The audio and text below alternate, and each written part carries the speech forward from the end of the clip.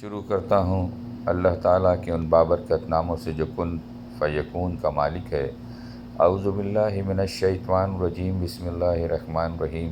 معزز سامعین، میں سید ندیم حیدر اپنے YouTube channel Islamic knowledge SNH کے ساتھ آپ کی خدمت میں حاضر ہوں، اور آج آپ لوگوں کے لیے جو ویڈیو پیش کر رہا ہوں، اس ویڈیو میں اللہ تعالیٰ کی جو تعریف بیان کی گئی ہے اس کے حوالے سے ہم پڑھیں گے۔ آئیے ویڈیو کی طرف چلتے ہیں۔ اعوذ باللہ من الشیطان الرجیم، بسم اللہ الرحمن الرحیم۔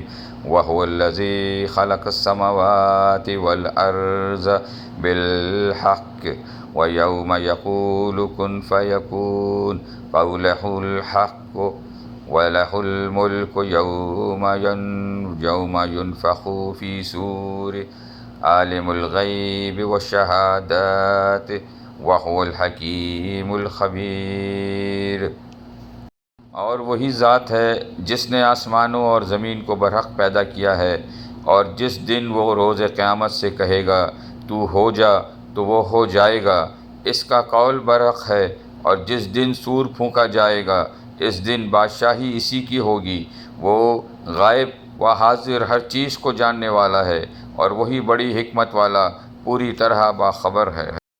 یعنی اللہ تعالیٰ نے اس کائنات کو ایک برحق مقصد سے پیدا کیا ہے، اور وہ مقصد یہ ہے کہ جو لوگ یہاں اچھے کام کریں گے انہیں انعام سے نوازا جائے گا، اور جو لوگ بدکار اور ظالم ہوں گے انہیں سزا دی جائے گی۔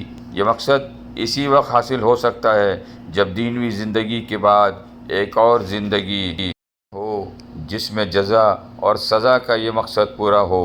اور آگے یہ بیان فرمایا ہے کہ اس مقصد کے لیے قیامت میں لوگوں کو دوبارہ زندگی دینا اللہ تعالیٰ کے لیے کچھ مشکل نہیں ہے۔ جب وہ چاہے گا تو قیامت کو وجود میں آنے کا حکم دے گا، اور وہ وجود میں آ جائے گی۔ اور چونکہ وہ غائب و حاضر ہر چیز کو پوری طرح جانتا ہے، اس لیے لوگوں کو مرنے کے بعد اکٹھا کرنا بھی اس کے لیے کوئی مشکل نہیں۔ البتہ چونکہ وہ حکمت والا ہے، اس لیے وہ اس وقت قیامت قائم فرمائے گا جب اس کی حکمت کا تقاضا ہوگا۔